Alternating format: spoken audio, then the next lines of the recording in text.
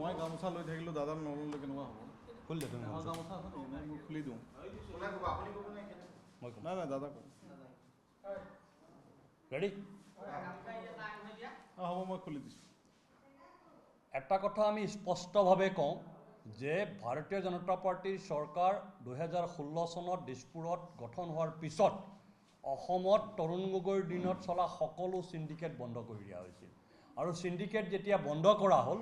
চিণ্ডিকেটৰ পৰা যিসকল লোকে লাভ পাই আছিল সেই লাভ পোৱা লোকসকলক যেনেকৈ হিট স্প্ৰে কৰিলে পঁইতাচোৰা ওলাই আহে তেনেকৈ সেই মানুহবিলাক মাজে মাজে বাহিৰলৈ ওলাই আহে কেতিয়াবা এছেম্বলিৰ ভিতৰত কেতিয়াবা এছেম্বলিৰ বাহিৰত কেতিয়াবা প্ৰেছ কনফাৰেন্স পাতি তেওঁলোকে চিণ্ডিকেটৰ বিষয়ে আলাপ বকে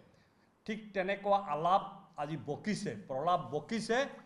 অখিল গগৈয়ে যিবিলাক অভিযোগ উত্থাপন কৰিছে সেই গোটেই অভিযোগখিনি গোকাত মিছা কথা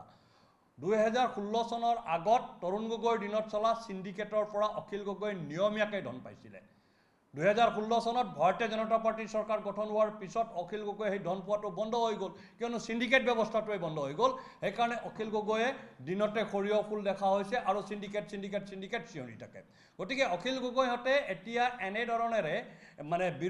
এটা বিৰোধী মন্তব্য দি তেওঁলোকে চিণ্ডিকেটটো আকৌ চলাব বিচাৰে চিণ্ডিকেট চলোৱাৰ এটা পৰিৱেশ সৃষ্টি কৰিব বিচাৰে সেইকাৰণে আমি অখিল গগৈক এক প্ৰকাৰে প্ৰত্যাহ্বান জনাই কৈছোঁ ক'ত চিণ্ডিকেট হৈছে আপুনি তথ্য প্ৰমাণ সহ তাৰ ভিজুৱেলছ সহ তাৰ ভিডিঅ' সহ প্ৰমাণ কৰক নহ'লে এনেদৰে প্ৰলাপ বকিবলৈ বন্ধ কৰক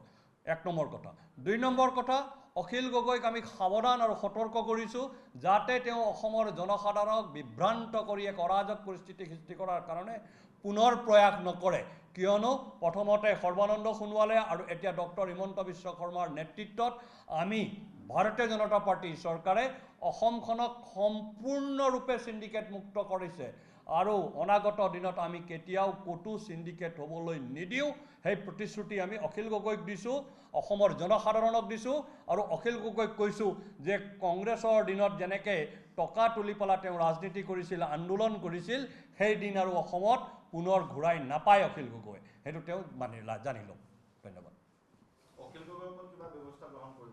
অখিল গগৈৰ ওপৰত ৰাইজে ব্যৱস্থা গ্ৰহণ কৰিব যিহেতু অখিল গগৈ মিছা কথা কয় অখিল গগৈ এক অৰাজক তত্ত্ব হয় অখিল গগৈ উন্নয়ন বিৰোধী মানুহ হয় যেতিয়াই উন্নয়নৰ কাম চলে তেতিয়া অখিল গগৈয়ে তাত জঁপিয়াই পৰে আৰু তেওঁ কেতিয়াবা ঠিকাদাৰৰ বিৰুদ্ধে কেতিয়াবা চৰকাৰৰ বিৰুদ্ধে কেতিয়াবা মাটিৰ গইনালৈ বিভিন্ন ধৰণৰ কথা কৈ পেলাই তেওঁ একচুৱেলি অখিল গগৈৰ বেলেগ কোনো এজেণ্ডা নাই অখিল গগৈৰ এজেণ্ডা হ'ল এটা বাহানা উলিয়াব লাগে আৰু পইচা তুলিব লাগে অখিল গগৈ এটা পইচা তোলা মেচিন হয় চিম্পুল কথা